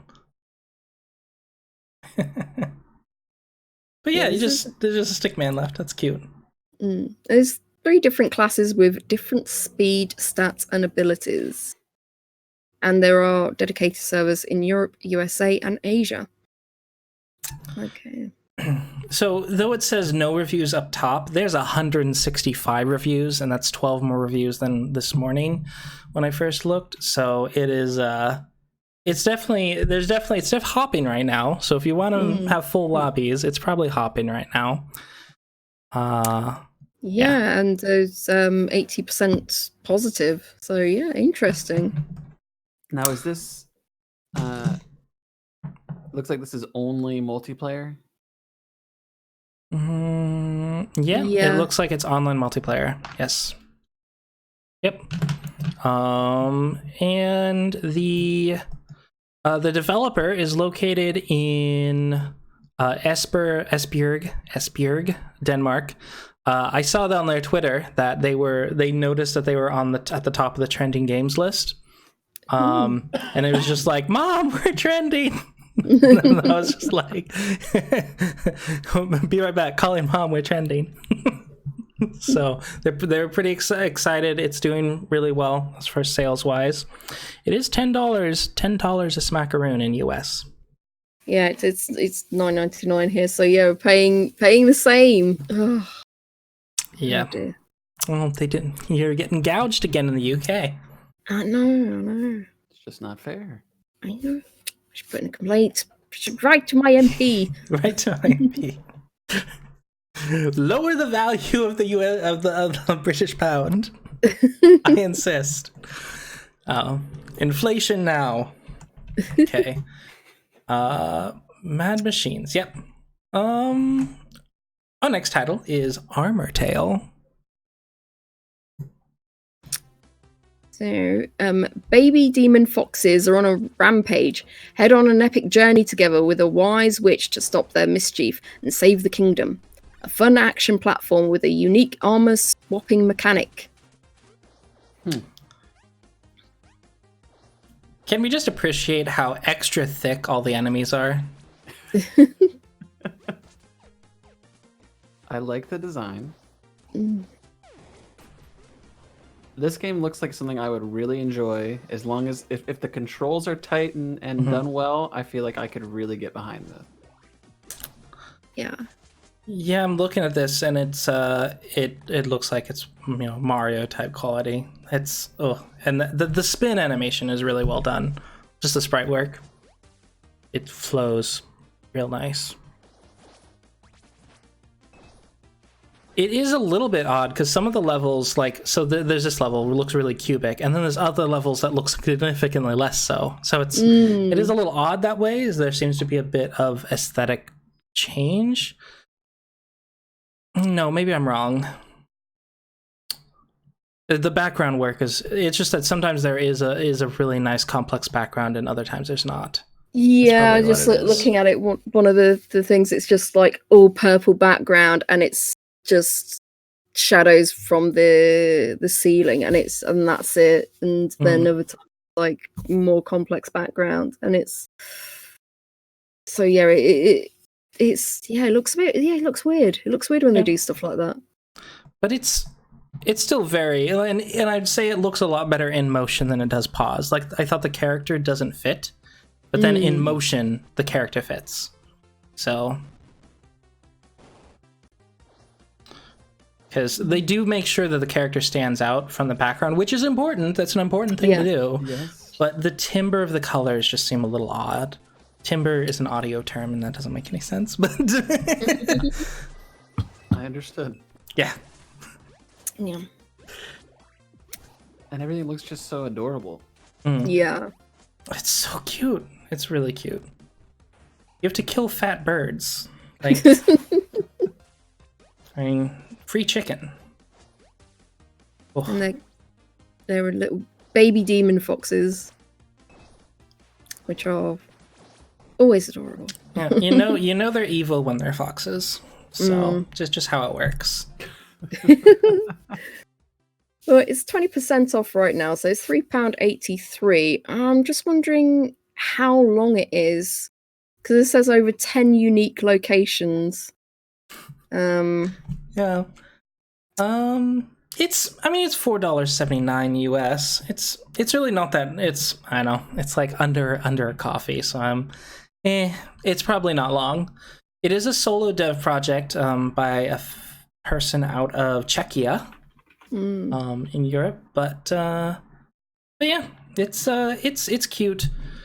I think it's actually it's a pixel artist, so who's been making their own game. I'm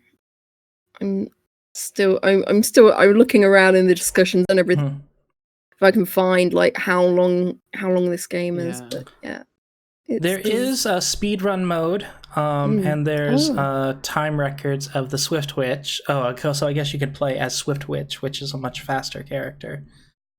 But yeah, I think it's probably about an hour and a half to 2 hours. Just my guess. Okay. No. Too bad. Oh, and some reviews said the controls feel very, very good and comparable to some of the classics. So that makes me feel very hopeful about this. Okay. Nice. It has a delightful look, and I am excited to see what this developer does next as well. This might be worth checking out sometime. Yeah. This is their first game, right? Yeah, first game on Steam at least. I don't know if they developed anything else. They are an artist, so I think they've done some work for other people, but this is their first self-done thing. So interesting. One to follow for sure. And we're at the end. We're almost at the end. So the final game for the release list, the Friday, November 15th, is Woven. Explore a woolen world where stuffed animals once lived in peace. Search for hidden secrets and customize your character with different animal shapes to solve puzzles. An epic adventure with two very unlikely heroes and a story narrated in rhyme.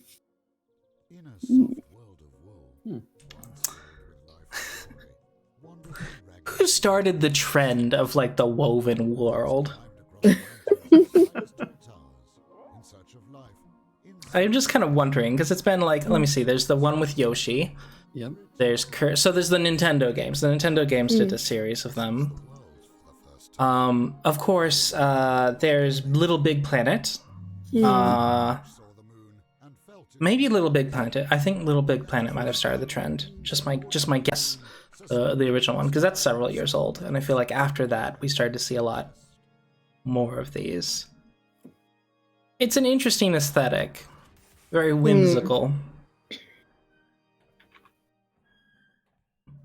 Now, what is this metal machine doing here? It's kind of cute. I'm just thinking, like, what you have to do, because it's like it says there's these customizations and you've got to search for hidden secrets and everything, but it doesn't say what your main objective is, right? Really. So I'm just wondering. It says, welcome to the world where woolen creatures once lived in peace. Stuffy is well-meaning but rather clumsy stuffed animal that wanders the world alone. Glitch is a metal firefly that has lost his memory and identity. Was Stuffy left behind? Where did all these machines suddenly come from? And what does Glitch have to do with any of this? Join them on their journey through a world of wool, fabric, and hidden dangers. Oh, okay, I see. So it's a bit like Sonic the Hedgehog. All these metal contraptions have come into their world, and they're wondering what's going on. It's got this neat little sort of 3D puzzler platformer.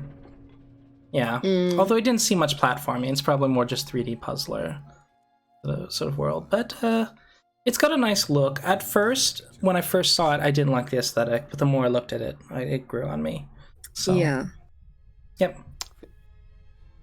Under you, danger. Now move. I'm just seeing how many hours people have put in so far. This, like... It appears like the story is told through rhyme. So that's interesting. It'll either be pleasant or very annoying. It's just thinking that. Yes. Good, we're on the same page. It's just like, Did you ever play Bastion? Yes, I just recently played that. I thought their storytelling was done very well. It was done well. It annoyed the hell out of me for about an hour and a half, and then I grew to like it. Like, at first I really didn't, and that's kind of held me off from playing it, as I really didn't like the narrator, like the sound of the narrator. It just, initially it felt grating to me, but then over time, like, he seduced me with that lull, with that, like, with that gritty voice. And I was just like, oh, this is fine. I like this. Yes, keep talking in my ear all the time. That's fine. So, hopefully this does the same thing. And I feel like in a game like this, a big factor will be what kind of narrator will it have. Yes. Yeah. Yes, Justin. Games growing on me like tumors. No, I'm sorry, Brambles. Go ahead. Yeah, like the game has around. It looks sort of around 8 hours or something. I think I've seen like people have given reviews like just after half an hour or something, and there's people have put in a lot more hours than that, and I think round about 7 or 8 hours. I've seen a few before, so. But yeah, you're right. It needs to have like a very nice sounding narrator. I can see sort of like someone telling a story to children or something like that. Let me see. Is invaded by There we go. Here's the narrator's voice. Metal Turn it right up. the land. Unravel their plans by all means. I mean, he's got this nice. He does have a nice soothing voice. It's not bad, as long as it doesn't become annoying after. It depends on how often he's talking, I suppose. Yeah. It does depend. So your style. I do like that it has customization. Like, you can fully customize your character.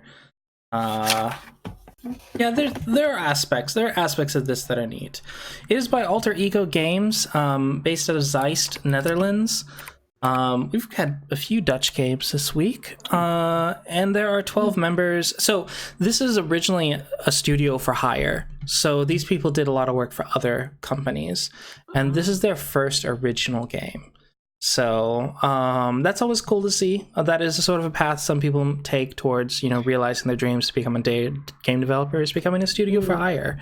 And it's we've seen a few different studio for hires this year finally strike out on their own.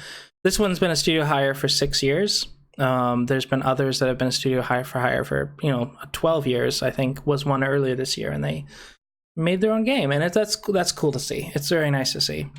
So, yep. And that is Woven. And now it's time for everyone's favorite part of the show. Rhodey. So we have a section. We've recently changed the name. It is Rhodey's Dishonorables. And she's got the dishonorable mentions this week. I do. I only got a couple this week because I know like this week could be like a very long list. So this, and I think this one is I have one that's sort of bog standard. Why we don't like, why certain games end up on the dishonorable. So this is the Yellow Ladder. Yellow Ladder.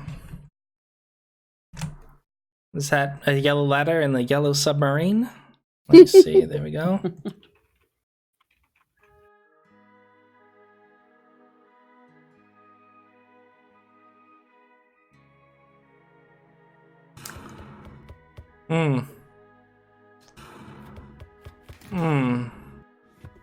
it's like, you know, it's like developing your first video game. Yeah, I've actually, this actually resembles a friend of mine when he was in game development class. This was like the first prototype game that they made. But that's the thing, it's like something you would make as a prototype. It's not something that you would charge $5.79 for. $7.99 US. Like, that is 2 coffees.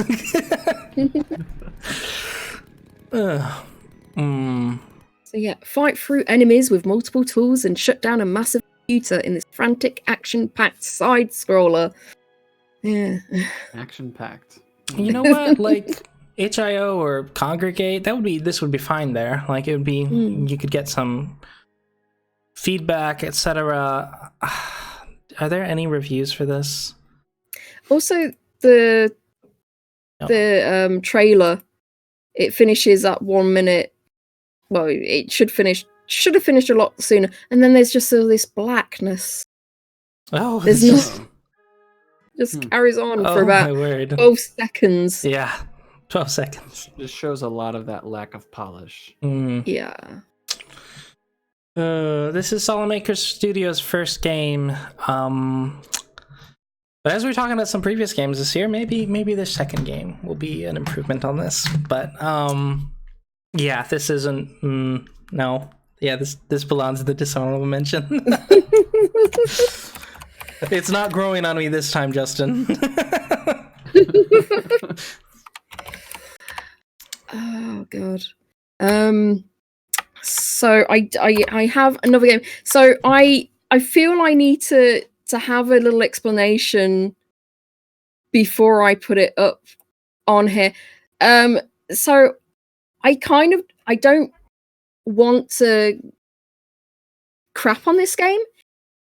However, I don't think it kind of should be on Steam at the same time.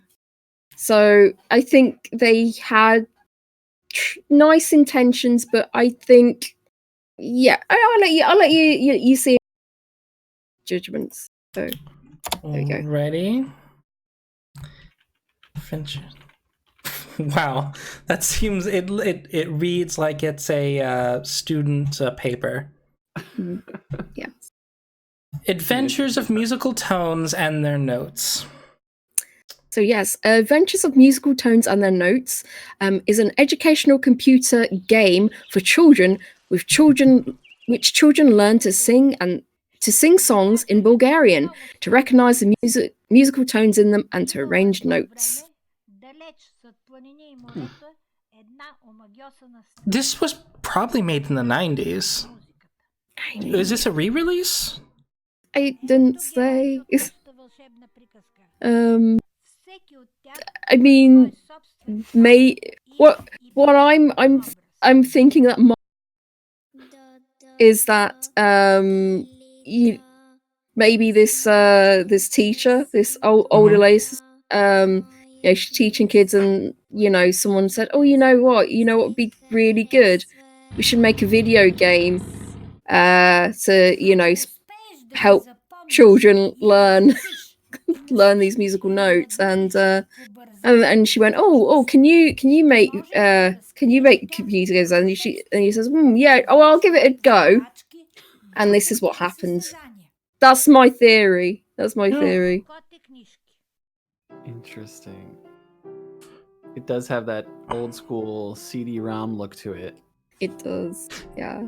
I don't hate it, as you were saying. Like, you don't really necessarily want to crap on it. I don't. It's a neat idea. I almost feel like it belongs in a gaming museum, though. Yeah, and also not charge £11.90. Yeah, $14.39. And it is not interface or even subtitles. It looks like English is not supported. No, it's not. But I still thought I'd bring it up anyway. So it's interesting. But yeah, this is one of the things that, yeah, again, we don't want to crap on it, but again, I don't think it's a game that should be on Steam. I think it's sort of that it has its place, but I just don't think it's on Steam, even though Steam have opened the floodgates for absolutely everything. It's just one of the things that you have to kind of search through while looking for those gems, and this is it. It's like, so a little story time. I was homeschooled, and my mama ran one of the first homeschool conventions in the state that we grew up in.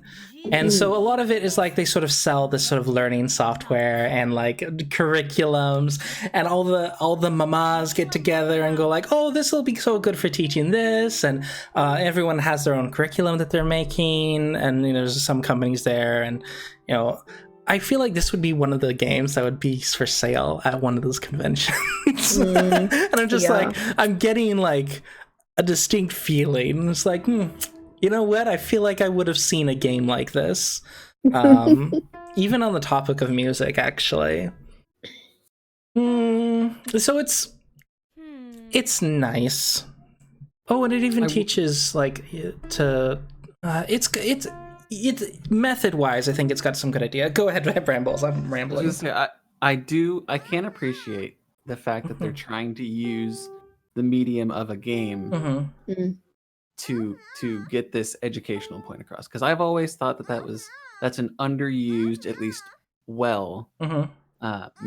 thing you can use games for is education and teaching. Again, but I think that it's difficult to do well in an engaging way, and we kind of see that here as well. Yeah, there are some really good musical games on Steam that are excellent, and I think this is a case of just lack of budget, lack of experience, and it's Bulgarian. Like you have a certain limited scope of talent that you can gather from when you're a much smaller country. and I mean, there are good games that are coming out of Bulgaria, but it's good educational materials from Bulgaria. So that are also game development. It might be a little difficult. So I have credit for it. I feel like this might actually be helpful to some people, but maybe an educational software site. There used to be like a massive industry for like all the big studios like got into for educational video games. Remember the Jumpstart series? Oh no. Oh, maybe that's only American. Okay. But EA had its own branch for educational software. So and then they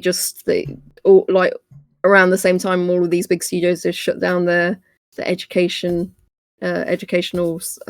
software divisions, and they just didn't make them anymore. So I don't know why. So they used to make some really good ones. I suppose I've not realized it, but I've not been in education for a while, and I don't have kids. But I mean, I have definitely not seen advertisements for educational games in newspapers or anything like that, like they used to be. So probably is the case. Yeah. Anyhow, what is your next mention? Oh no, that was it. I was only bringing up two. Only two? You're sparing us. I know. Neither of these games destroyed my faith in humanity. What are you doing? Next week, I'll make sure I'll bring up something soul destroying. I expect to feel savaged after this section, so it's nice. It's nice. It's nice that it's not too bad. Okay, I get a break, right? But now we come to the final section about the games, and it is best of the list. So, Brambles, what of the games we talked about today, what would your best of the list be? Well, I'm curious to see more about, I think it was it Armortale?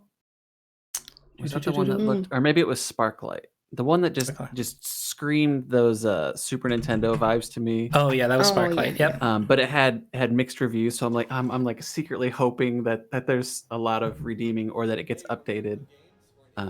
Because maybe it's because it's when I grew up, but I'm just a sucker for those Super Nintendo vibes.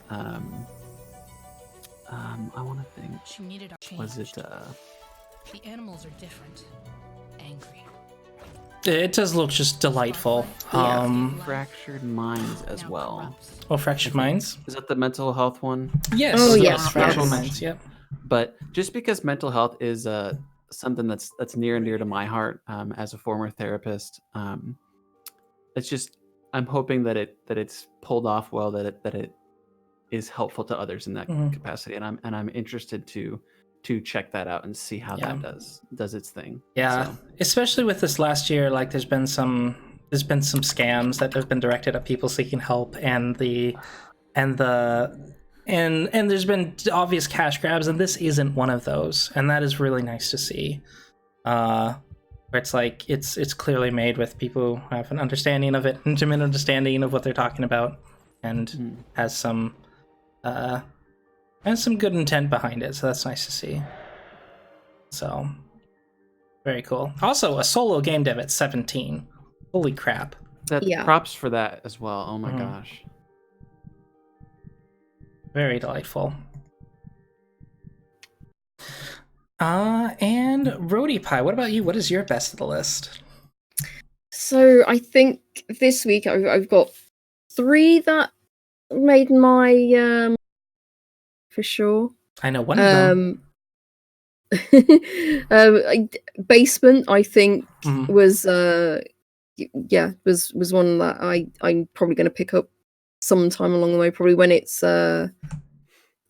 gets reduced in price. I just like I do like those kind of sim games, and I hope it does have like a nice tutorial to it. But yeah, I'm very curious about it. Very curious. So that's one. And Soko Loco Deluxe. That's another one. I mean, it's like Transport Tycoon. So yeah, I mean that's that. I always like love games like that. So and it's just, and the artwork's just delightful. I love the pixel art. It's just it's so cute, and it also looks like you can't crash your trains either, which is something in Transport Tycoon would happen without without rhyme or reason. It would just happen. Crash. Why would it crash? So yeah, I'm glad that's doesn't happen. Yeah, they just kind of bump into each other. Yeah, it's like whoopsie daisy. A little more whimsical approach. Yeah. Which I love. So yeah, I will probably pick this up again when its prices dropped. I mean, it's a sim game, so like Basement, it's probably one that just keeps going and going. But I am a cheapskate, so I will wait until these things are on sale. And my final one would be Mr. Pumpkin 2, Kowloon Walled City. I have to say, I would probably get the bundle. I'd probably get the bundle because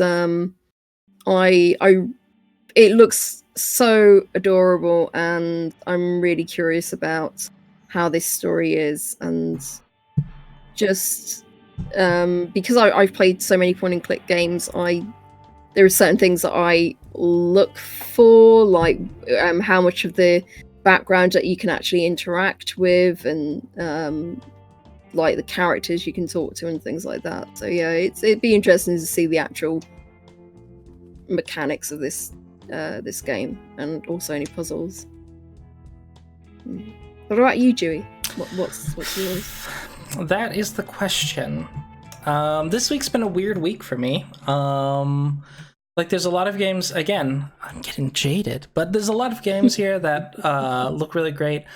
I don't think any of them are going to end up on my wish list at the moment, but of them, I would have to put, it's either Soko Loco Deluxe or Sparklite are probably the two that I'm sort of torn between. But yeah, and I think you got it right. You got it right there, Brambles. Like Sparklite has something really special about it. and I'm gonna have to try out the demo and try it out for myself, and maybe it's gonna be something special. So, because sort of that sandbox crafting with, you know, a little bit of story, but it doesn't need a lot if the crafting's engaging. The Baron wants all the Sparklite for himself. I'm just hoping. I'm hoping. It's so beautiful. So yeah, that's probably the standout one, because, you know, I'm a sucker for pixel art. I really am, absolute sucker for it. So, yeah, and that's it. That is my best list. So now we get to the shameless plugging part of the show, and the Brambles, you're new. We want to know where the internet can find you. Okay, so I can be found on the lovely Twitch machine. Mm-hmm. I'm just twitch.tv/TheBrambles. Pretty simple. No space. I put the space there for reading purposes. Oh, no space. Yeah, no space. And then on Twitter, I am. I think it's Brambles Media. Mm-hmm. Let me look real quick. Just I don't often type in my own Twitter. Yep. But yes, Brambles Media. So. And when do you usually broadcast? Oh, whoops! I have to let you mod. Oh, oops! My bad. That's okay. I should have thought to ask that. Yep. I always forget. But also, thank you, Justin, if you followed me. I have been really bad at schedule recently. It's been a rough month, couple weeks. But I'm trying to do. I believe the schedule I'm going to try and stick with is like a Sunday, Wednesday, Friday with extras thrown in if I can, and that's usually in the evenings, like 7 to 8 start time, and I'm Eastern, so you're Pacific, and Rhodey is over there. Yeah, UK time. Yep. UK time. I don't know time zones over there. Mm-hmm. So, but yep. And I typically try and do like I like weird games. I like narrative adventure games, that kind of stuff. So nice. So yep. And Rhodey, what about you? What is going on with you? Updates. I haven't streamed in a while. November's always like a really busy time of year for me anyway. I met Ian McKellen like this week. I got to meet him. That's awesome. So from Lord of the Rings and everything. Yeah, he was doing a one-man show, and after the show I got to like say so, I really like your stuff. Share it with the rest of us. That's awesome. Yeah, it was pretty awesome. But yes, and I went to see Tim Minchin as well, which was a really good show. But yeah, November's always super busy, so I've not been twitching as usual, and I've been slowing down this year a lot as well. But I'm still like writing up our past broadcasts on the creator page on Steam, which you can find right here. So if you haven't followed us yet, do give us a follow, and you'll be able to have your games that we've talked about on this channel, and you'll be able to see them pop up on your Steam. But yeah, we've if I do stream, I try to do Tuesdays and Thursdays, and sometimes I'll do might do Friday or Saturday, but it depends. It depends. I would like to be more regular with my streaming.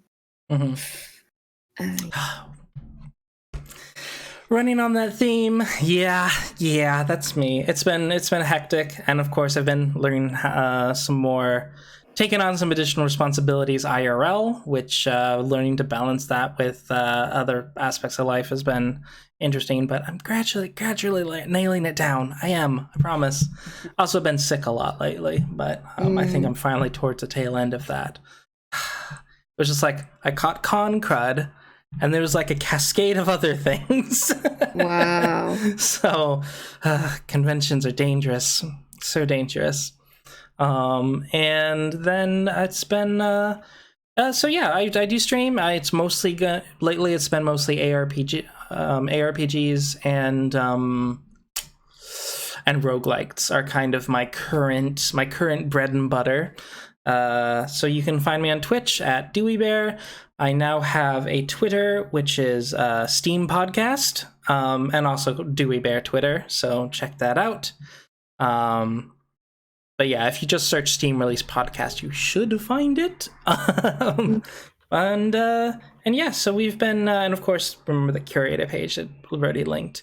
I'll be doing some more curating today, so getting some stuff written up. I creeped on you streaming Grimdawn. Oh, thank you. I love it when people creep on my stream. It's nice. Yeah, it's fun. Also, that game is messed up. So messed up. There's really messed up things in that game.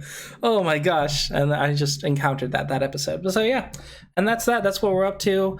Thank you everyone in chat for being here for us for the podcast. Yeah, thanks, I will try to get the video up on YouTube as soon as possible, but yeah, it got up kind of late this last episode, but I'll get it up ASAP. And for those on YouTube, for those on YouTube, please follow and subscribe.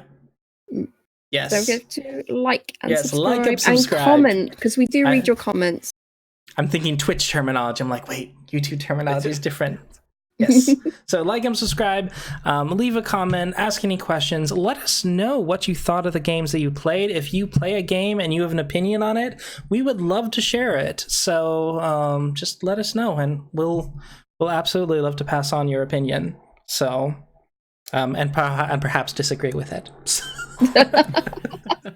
But we'd love to hear. We'd love to hear from you. With that, farewell, YouTube. Bye. Goodbye. Bye.